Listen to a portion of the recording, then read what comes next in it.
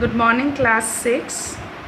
Today we are going to do the major elements of weather and climate. And the diagram which is there, it's related to air temperature. This same diagram is there in your textbook, but I have drawn it specially for your better understanding. So let us start the explanation. We know only one of the 20 billion parts of the energy from the sun actually reaches the earth. The energy from the sun is known as insolation or incoming solar radiation, out of which only 51% of the insolation heats up the earth's surface. So this is known as the effective solar radiation. 35% of the remaining 49% is reflected back to space. This is called albedo, and the residual 14% is absorbed by the different gases, water vapor and dust particles in the atmosphere. 51% of the heat that reaches the earth's surface is almost entirely reflected back at night. This is known as terrestrial radiation. That is the heat that gets reflected back from the earth. Now, in terrestrial radiation, you can see there are two parts. One is 34% and another is divided into 17%. The 34% shows is absorbed by the gases, water vapor, dust particles, etc., and 17% of which is reflected back to or radiated back to space. So the atmosphere is not heated directly by the rays of the sun. By now I think all of you must have seen the video, and which mainly shows that weather on earth is mainly controlled by the solar energy. Now we must also know the different process of heating up of the atmosphere. In this regard, there are certain terms which you'll come across in your book which needs explanation. So listen to the audio carefully and try to understand. First is insolation, which I have already mentioned in the video. Insolation means the rays that come to earth from sun is called solar radiation or insolation. This is about 1 in 2,000 million parts of the sun's energy. The next is radiation or the process of radiation. The process of heat transfer through electromagnetic waves is called radiation. This can happen with or without a medium, but the medium itself does not get heated. So to explain this is, for instance, the sun directly heats up the earth's surface, which in turn spreads through the atmosphere. This is how the atmosphere heats or heated through radiation. Next term is conduction. The process by which the heat energy is transferred from one point to another without involving movement of the molecules themselves is called conduction. The heat rising from the earth's surface, what happens, warms up the lower layers of the atmosphere first, and then this heat is again transferred to the simultaneous or adjacent layers. So this is the way of heating up of the atmosphere through conduction. Another example in this regard is if you hold a steel spoon on a top of a gas oven or a burning candle. First, the tip of the spoon gets heated, then the heat spreads to the other end, and finally the place we hold the spoon also gets heated and we can't actually hold it anymore. This is also a process of conduction by which the heat spreads from a warmer to the cooler place. Another term is convection. This is also another process of heating up of the atmosphere. The process of heat transfer when the heated molecules themselves move from one point to another is called convection. For instance, when the lower layers of the air gets heated, it becomes lighter and rises up, and the heavier cold air comes down and eventually gets heated again and moves up. So the entire atmosphere gets heated through the process of convection.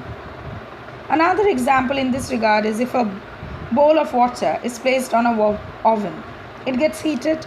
So the question is, how do you think the water gets heated? The water at the bottom of the vessel first gets heated, becomes lighter and moves upward, and the cooler water from the upper part of the vessel moves down. This circulation of heat warms up entire water in the bowl. I hope these terms are clear to you. Go through this audio, and if you have any queries, you may ask.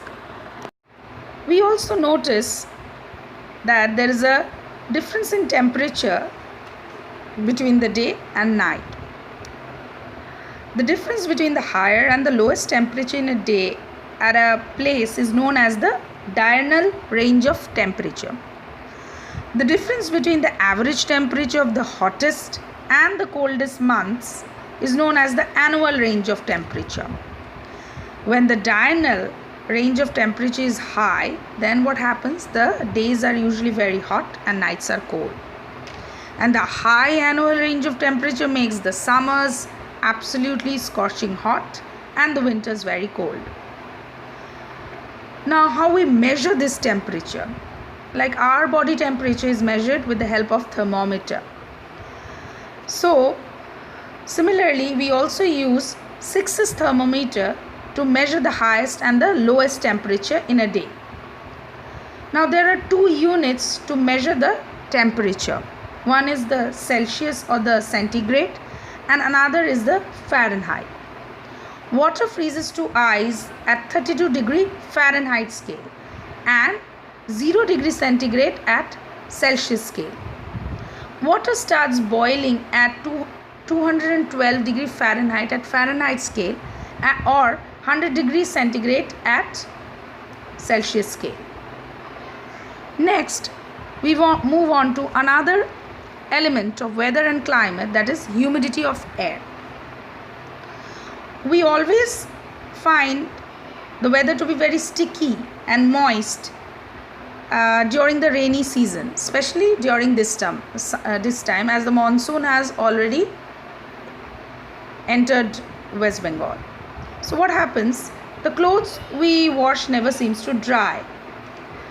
This is because the air has a lot of moisture in it. The moisture does not let the clothes to dry. The clothes gets dry quickly and the skin gets dry as well as in the winter because of the lower or the lack of moisture in the air. So the quantity of water vapor in a specific quantity of air at specific temperature is known as the humidity of air, and humidity of air is measured by hygrometer. And the next element is the air pressure and wind. Is one of the very important element to determine weather and climate.